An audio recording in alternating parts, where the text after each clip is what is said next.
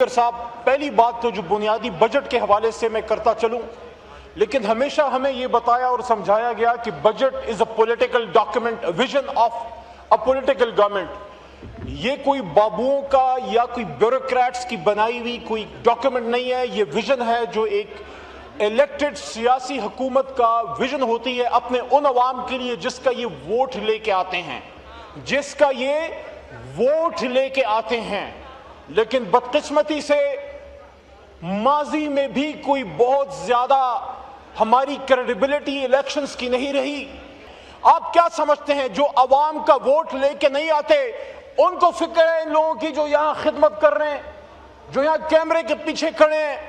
جو پاکستان کے فیکٹریوں میں مزدور کھڑے پسینے بہا رہے ہیں، جو کسان اپنے کھیتوں میں اپنی جوانیاں صرف کر رہے ہیں، وہ لوگ جو ملک سے باہر بیٹھ کے مزدوری کر رہے ہیں، جن کے کہنے پہ خاندان نے جب ووٹ دیا تو ان کی بجائے ان کو بٹھایا گیا، جن کا اپنا ڈرائیور، ان کا اپنا گنر، ان کے اپنے گھر کے افراد، ان کے اپنے بچے تک ان کو ووٹ ڈالنے کے لیے تیار نہیں۔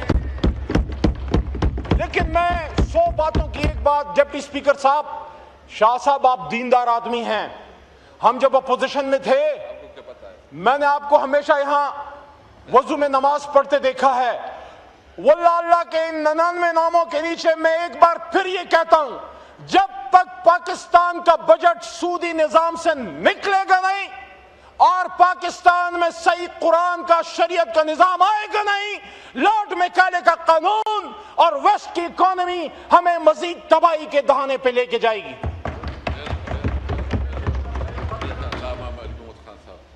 محترم ڈپٹی اسپیکر صاحب،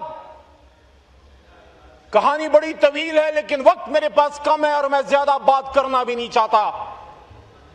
لیکن کس جمہوریت کی بات کرتے ہیں؟ اس جمہوریت کی بات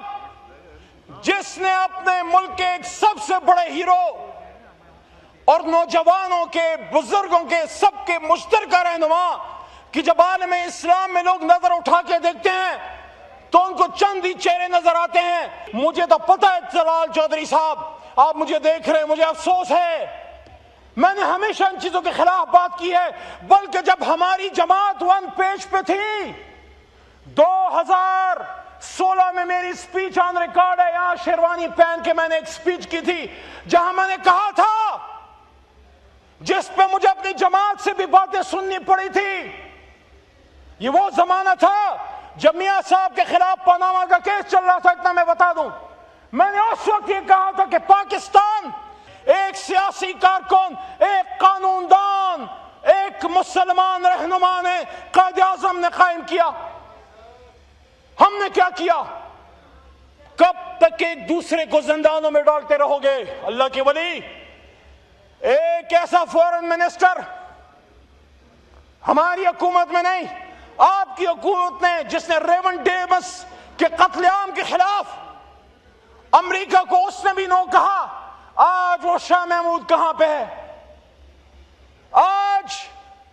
وہ ڈاکٹر یاسمین راشد کہاں پہ ہے جس نے پنجاب کی ماؤں، بہنوں، بچوں کو اپنی ماں کی طرح سینے سے لگایا، کورونا میں بچایا؟ آج وہ اصل شیر پنجاب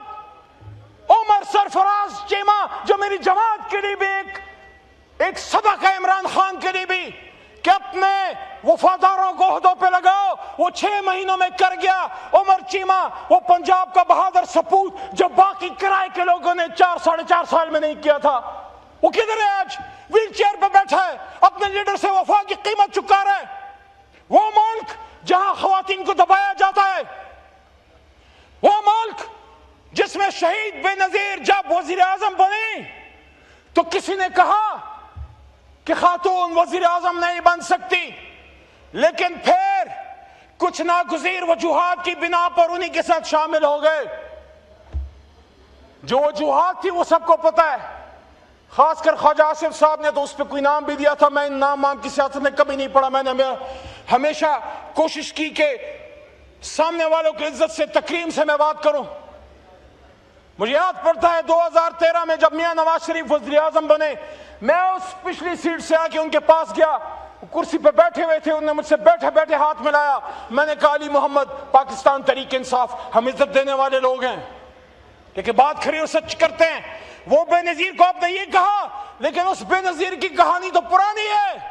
آج ٹرائبل بیلٹ میں جہاں خواتین کے لیے بڑی مشکلات ہیں، کوئی سوچ بھی نہیں سکتا وہاں کوئی خاتون کونسلر کا الیکشن لڑے، وہاں بڑے بڑے سرداروں کو، زمینی خداؤں کو، بڑے بڑے فرعونوں کو ایک نہیں دو بار شکست دے کے وہ قوم کی، وہ پختونوں کی، وہ ٹرائبلز کی، اور آپ کی وہ بیٹی یہاں آئی، آپ نے اس کو 50 سال سزا دے کے زرتاج گل وزیر پارلیمنٹری لیڈر کو بھیج دیا۔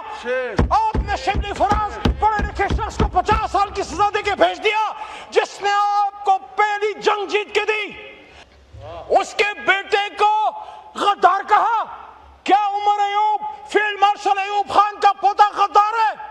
50 سال کی سزا دے کے گھر بھیج دیا۔ یہ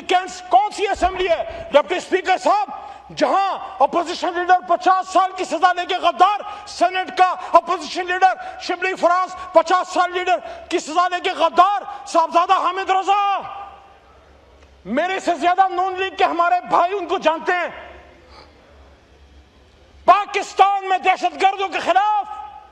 اپنے سر پہ کفن باندھ کے جو شخص نکلا، صاحبزادہ حامد رضا، جو پاکستان میں مذہبی یگانگت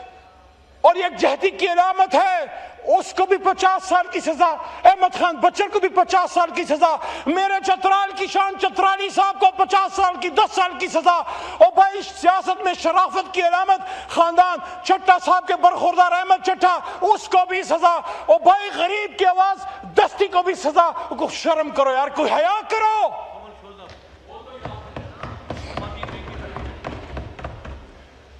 آج غریب کی بڑی بات کی جاتی ہے،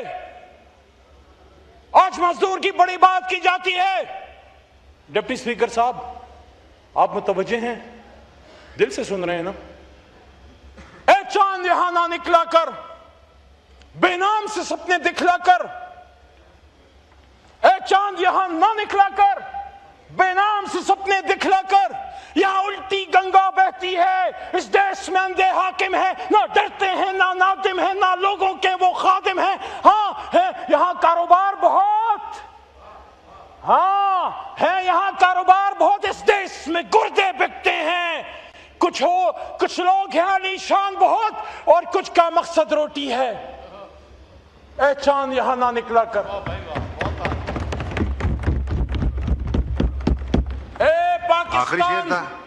آخری شعر تھا جو آزاد کشمیر میں ہو رہا ہے۔ ہم کسی غیر دشمن کے ایجنڈے پہ چلے ہوئے کسی بات کے ساتھ نہیں ہے، لیکن غریبوں کی، کشمیریوں کی آواز تو سنو۔ ان کشمیریوں کو کیوں دیوار سے دھکیل رہے ہو کہ جب سید علی گیلانی بھارتی استعمار جیلوں کے اندر مرتے مرتے کہہ گیا ہم پاکستانی ہیں، پاکستان ہمارا ہے، جب بھارتی